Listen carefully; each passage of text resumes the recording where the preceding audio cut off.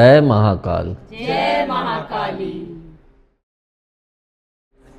इसमें जो आपने बात बोली है कि जो मतलब किसी और का है, अगर आप उसके लिए मतलब उसके लिए ये करते हैं तो वो आपका नहीं हो पाएगा कि उसने किसी और को अपने दिल में स्थान दिया। हाँ।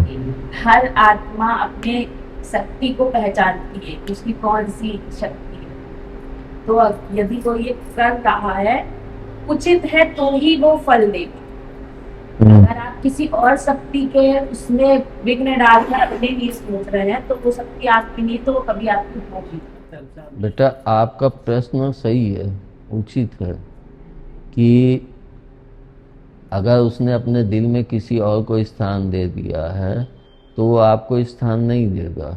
और अपनी शक्ति होती है तभी वह पत्नी रूप में जब प्राप्त होती है आपको, या पत्नी की शक्ति जो भी संबल पुरुष है जब वह उस पत्नी के साथ अपना योग बनाता है तो वह एक अपने आप को संपूर्ण और संतुष्ट पाता है। लेकिन हम इसमें यह भी देखें कि मैंने यह नहीं कहा है कि आप सीधे अपने और पत्नी को ही बैठा दें। मैंने कहा है कि प्रकाश रूप में प्रकाश परम पिता जिनका स्वरूप हम नहीं जानते हैं, लेकिन हम उनको प्रकाश स्वरूप में अपने हृदय में स्थान दें। और माता उनकी अर्धांगिनी उनको आदि शक्ति के रूप में स्थान दिया। उसके बाद हम दोनों अपने पति पत्नी के रूप में आगे स्थान पाए।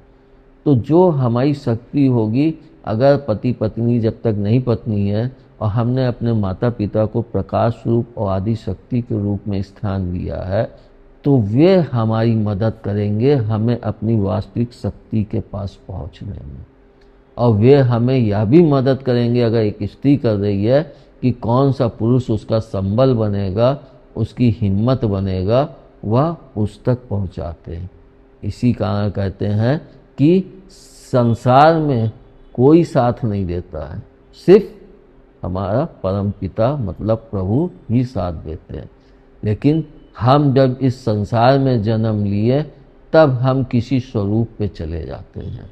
जैसे हम राम पे गए, शिव पे गए या कृष्ण पे गए, तो हम अपनी भ्रकुटी में वहाँ पे उनका ध्यान करें और वहाँ पे स्थान दें, क्योंकि वे हमारे इष्ट हैं, उनको सर्वोच्च आसन देना चाहिए। मतलब जैसे शिव जी और पार्वती जी का अर्ध नागेश्वर रूप है, वैसे ही मतलब एक पति की जो शक्ति है वो उसी की ही लिए ये क्रिया कर सकता है। हाँ, किसी और के लिए करेगा तो वो नुकसान उठा लेगा। हाँ, और यह भी सही है कि हम लोग अगर देखें तो कहते हैं कि पत्नी अपने दाहिने पक्ष को पति का मानती है और बायां पक्ष अपना मानती है। उसी तरह से पति भी, पुरुष भी अपने दाहिने पक्ष को अपना मानता है और बाएं पक्ष को अपनी पत्नी का हिस्सा मानता है। इसका सबसे बड़ा कारण यही होता है कि वाम अंग से ही सब कुछ उत्पत्ति होती है और इसीलिए पत्नी को वाम अंग ही दिया गया है। तो प्रभु ने भी माँ को वाम अंग ही दिया था। और अर्धनारीश्वर का उनका मुख्य उद्देश्य ही यही है कि तुम पति पत्नी मतलब दोनों ही अंश शरीर में विद्यमान हैं, फिर भी तुम अपने ऊपर इतना इतरा रहे हो, तो तुमने अपनी इस मशीनरी का सदुपयोग किया ही नहीं है, सिर्फ दुरुपयोग करने के लिए अपने दिमाग का प्रयोग कर रहे हो, जिसका नुकसान आगे चल के तुम्हें स्वयं उठाना पड़ेगा और उसके दोषी तुम स्वयं होगे, कोई और नहीं होगा। और जैसे किसी ने पति पर या पत्नी पर वशीकरण किया है तो क्या उससे भी ये लाभ देगा? जब हम किसी के दिल में इतनी गहराई तक पैठ बना लें, पुरुष को भी चाहिए अपनी पत्नी को इतनी गहराई तक अपने हृदय में कि कोई और उसको भेद ही ना सके, और स्त्री को भी चाहिए कि अपने पति को इतनी हृदय में गहराई तक पैठ बना ले कि उसका कोई भेदन नहीं कर सकता है।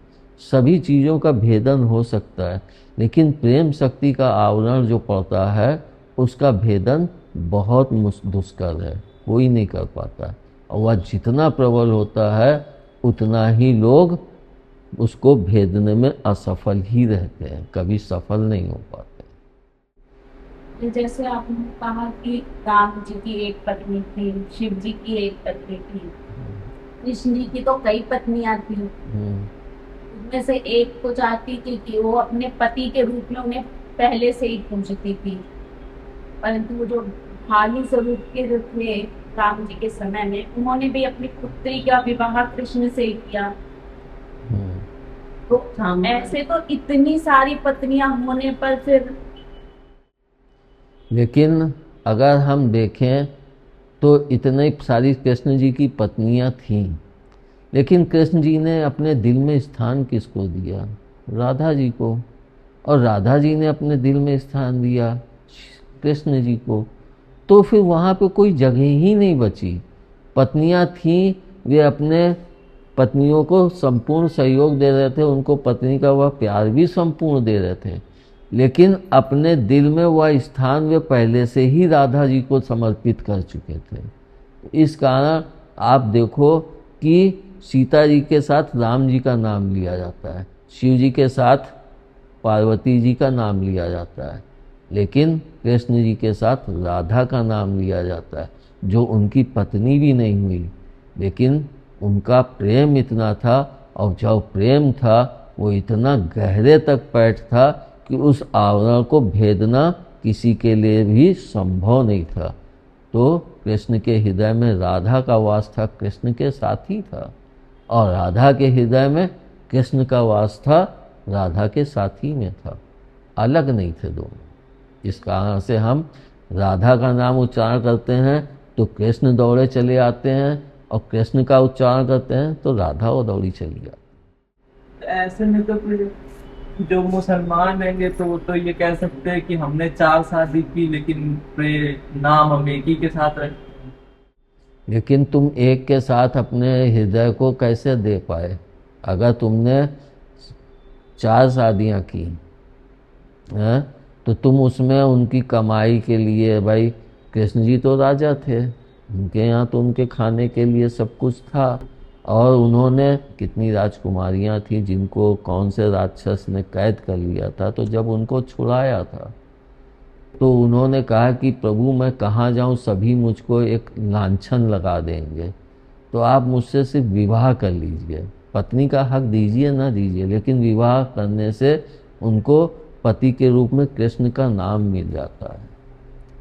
तो अगर हम किसी की ज़रूरत में सहयोग कर रहे हैं तो वह उचित है, लेकिन हम अगर अपनी काम वासना के लोभ में 4 शादी कर रहे हैं तो वह अनुचित है। ऐसे में तो कई लोग हैं जो कि दूसरे की पत्नी को देख के, या दूसरी पत्नी दूसरे के पति को देख के उसके ऊपर चीजें करवा देती है कि वो ना रहे, और फिर बाद में हम उनसे शादी करेंगे। तो ऐसे लोग जब पति पत्नी अपने हृदय में दोनों को स्थान दिए हुए हैं तो वे कभी भी सफल ही नहीं हो पाएंगे, बल्कि उनको उल्टा ही नुकसान उठाना पड़ेगा। और सबसे बड़ी चीज़ क्या होती है, जो यह सोचते हैं ना शादी किसी और से हुई और किसी और के पति के ऊपर तुम डोरे डाल ले, या पत्नी है दूसरे का पति उसको अच्छा लगा, वह उसके ऊपर ललायत है, तो तुम ना इधर के रहोगे ना उधर के रहोगे।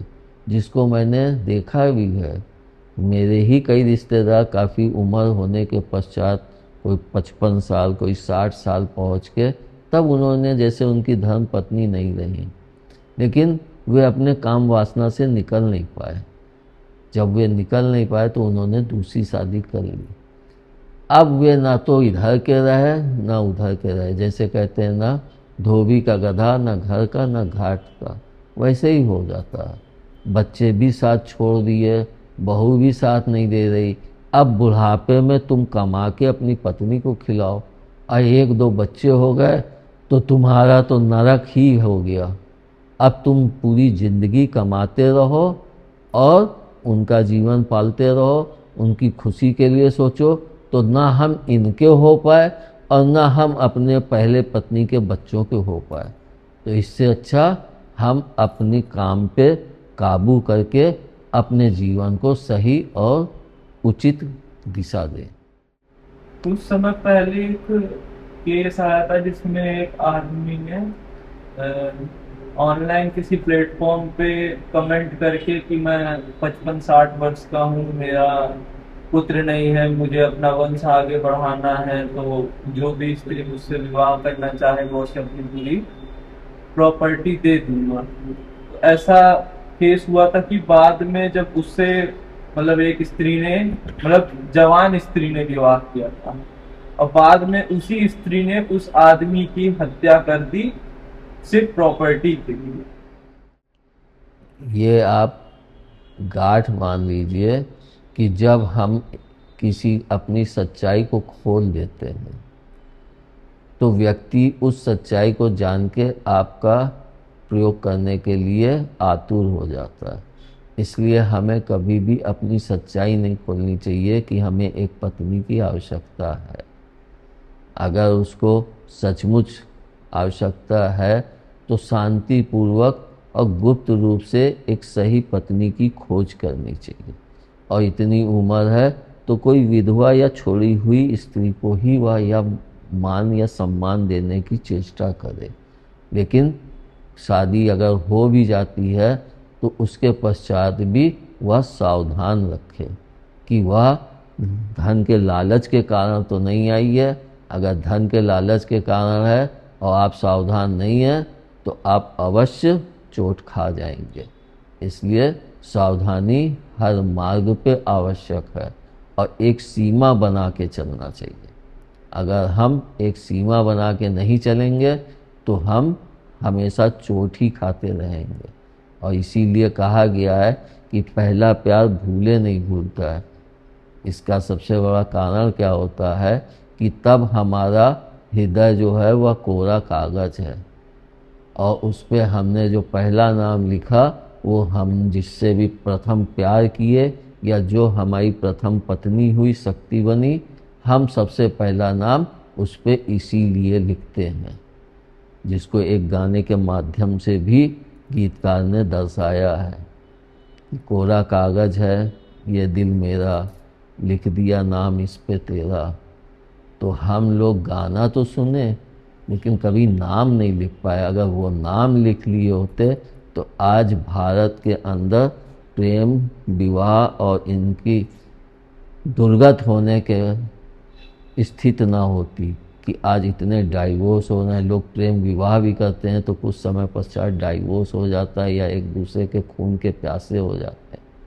तो इन सब चीज़ों में कमी यही होती है कि एक तरफ से कहीं से प्रेम में कमी हो रही है और दूसरा उसको देख के उद्वेलित हो जाता है, तब ऐसी स्थिति उत्पन्न हो जाती है। आपने ये जो मंत्र बताया, अब जैसे जो दरबार से बताया वो जब हम ऑलरेडी करते हैं, उसके बाद घर की पूजा पाठ, घर के काम, तो स्त्री हो या पुरुष दोनों के पास वो समय नहीं है कि इसको बैठ के प्रॉपर करें। मैं इसको प्रॉपर करने के लिए भी नहीं कह रहा हूँ। हम जब अपने रात में भोजन कर लिए, जब सोने चले, वैसे भी तो मैं कहता हूँ कि दिन भर में पुरुष को काम करना होता है, अपने घर के लिए कमाना है कि परिवार कैसे चले। तो उस समय उसका दिमाग ही चलने दो। दिल चलेगा तो वह कभी सफल नहीं हो पाएगा। तो इसी कारण दिन में भगवान की पूजा करिए कि दिन में दिमाग को काम करने दो। मगर जब हम घर में आते हैं अपने, तो हमारा दिल उसके लिए ललायित होता है कि हमको अपने घर में वह प्रेम मिले, वह प्यार मिले, बच्चों का प्यार मिले। तो वो घर में प्यार चाहता है। तो जब घर में प्यार चाहता है तो हम किसी भी समय 15 मिनट 20 मिनट ऐसे ही निकाल लें। पूजन को छोड़ के, पूजन के समय तो हम पूरा पूजन पे, हम नहीं कहीं बिस्तर में ही बैठ गए, बैठ गए ध्यान में और अपने हृदय में ध्यान करते हुए प्रकाश आनंद, प्रकाश अंश आनंद, आदिशक्ति अंश अलका, अंदर ही उच्चारण करें। धीरे धीरे आप देखोगे आपके अंदर जैसे एक वाइब्रेशन चलने लगेगी जो धीरे धीरे प्रेम अपने आप पूरे शरीर में फैलने लगे। कितनी बार? 15 मिनट में कितनी बार भी कर लो, गिनती मैंने कभी नहीं करवाई, अब करवाता हूँ, लेकिन इस मार्ग में गिनती नहीं होती। हम 15 मिनट 20 मिनट जितना प्रेम करते हो, दिखावे के लिए कर लो 5 मिनट करके व्यक्ति उठ जाएगा, और सच्चे में साथ में प्रेम कर रहा है तो 10 मिनट 15 मिनट तो करेगा। 10 मिनट भी समय काफ़ी होता है इसके लिए। ऐसे ही अभी एक लेडीज की वीडियो आई थी, तो वो अपने वीडियो में बता रही थी कि आप दुकान बैठे हैं और धन नहीं आ रहा है, तो ये एक शब्द है, इसको आप जपें तो धन आने लगेगा। वैसे ही उसके बाद उसकी एक और वीडियो आई, उसमें वो बताने लगी आप किसी से प्रेम करते हैं और वो आपको प्राप्त नहीं हो पा रहा है, तो ये शब्द है, इसको आप जपें बोलें तो वो सामने से आके आपको प्राप्त हो जाएगा। तो क्या ऐसा भी कोई शब्द है?